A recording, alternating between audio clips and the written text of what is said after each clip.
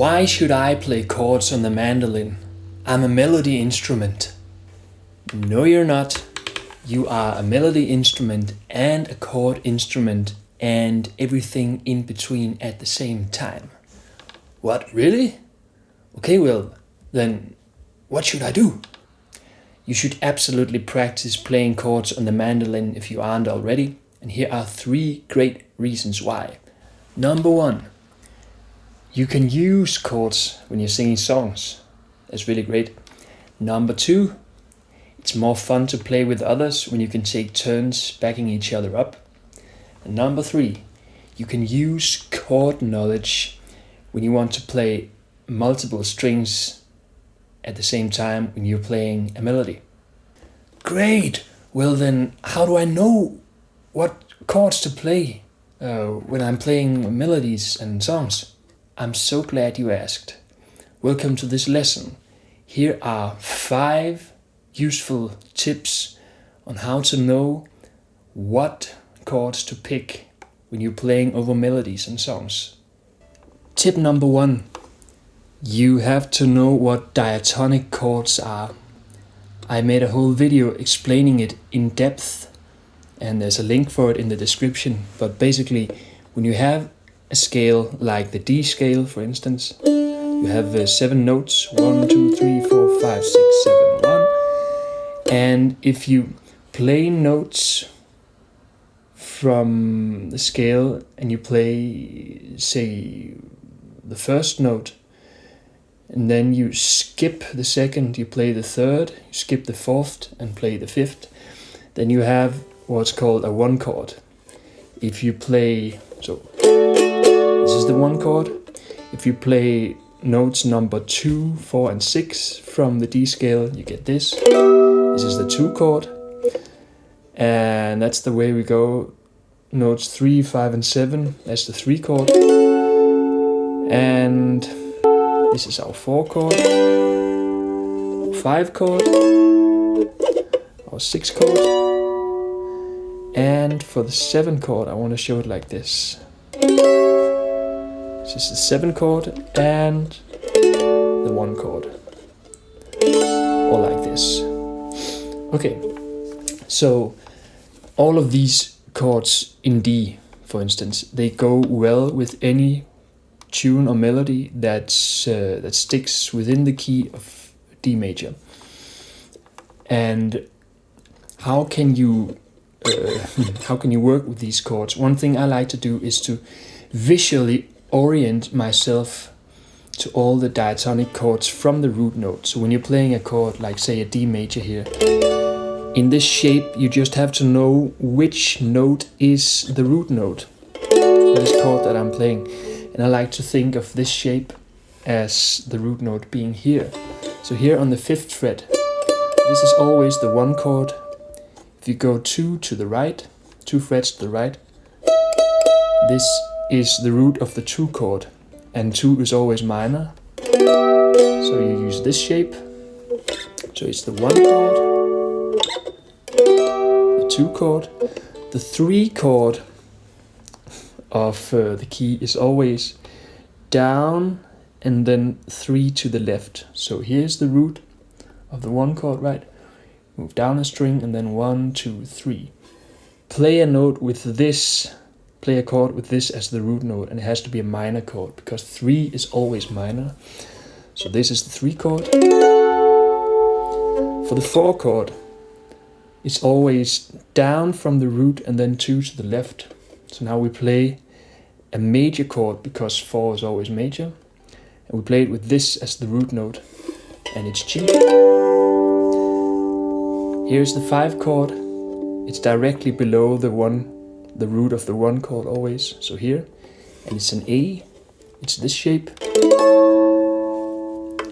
Directly below the root and 2 to the right is the 6. And we use this shape. 6 is always minor. And then for the 7 chord, we can either do it like this, but I like the sound of this better. So this is the 7 chord in D major. And this is another way of doing a 1 chord in D major. Okay. And for each 12 keys, there are obviously a different set of diatonic chords, but the principle is the same. I'm gonna upload a video with play-along diatonic workouts for the most common keys in which you play fiddle tunes, which is D and G. There's gonna be a link for it in the description, so look for that. Tip number 2. You have to learn what parallel chords are. So the 1 chord of every key, if we're working in D, has a parallel. The parallel chord of the 1 chord is always the 6th chord.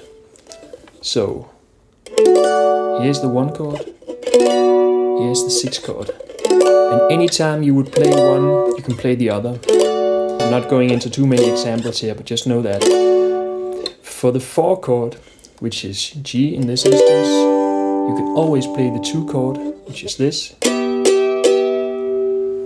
For the 5 chord, you can always play the 3 chord.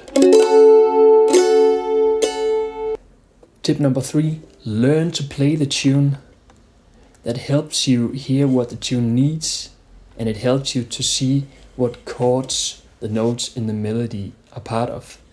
So say you want something like maybe the maid behind the bar. That's a classic Irish reel. The first part goes like this. That's the first bit, and on the very first beat it starts on this note. And if you've been practicing your chords, then you might see this note here, 4th fret on the 3rd string. One way to play it is like this. So you see this note here where my ring finger is. It's actually part of a D chord. So it's a way to know that a D chord will fit here. Tip number 4. Learn by harmonizing a lot. Harmonize many tunes. Play along at sessions or with recordings. Find YouTube videos of people playing tunes with no chords in the background, so you get to be in charge. You can play along with me on this channel, or with Shane Farrell, he's an amazing banjo and mandolin player, or with Hannah Harris, she's great at fiddling, or any of the challenges on YouTube that are called things like 100 days, 100 tunes. People just play tons of melodies with no backup, and then you get to be the backup. And the final tip is you have to practice cadences and try throwing them onto tunes. What is a cadence? A cadence is just a sequence of diatonic chords in this instance. And the most common one would be the 1, 1, 4, 5, 1. So the 1 chord, the 1 chord, the 4 chord, the 5 chord, the 1. And then you add some kind of rhythm to your right hand, like this. Down, down, up, down, down, down, up, down. And then you practice the sequence I just mentioned. So you go 1, 4, 5, 1, for instance. And I have actually made a whole video for you. It's called something along the lines of diatonic cadence play along in 4/4. And you should play along with that. And that will be a great start for you if you haven't played many chords yet on the mandolin. I'm going to upload one in D major and one in G major. So you should check that out. There's a link in the description. Okay, thank you very much for watching this episode of Things with Strings. I come back with new free lessons for you all the time. If there's anything else you want to learn about, let me know down in the comments. I do lessons on stringed instruments, singing, songwriting, music theory, music production, you name it. If you want to learn it, I want to teach it. So, enjoy the rest of your day and have fun practicing. See you soon.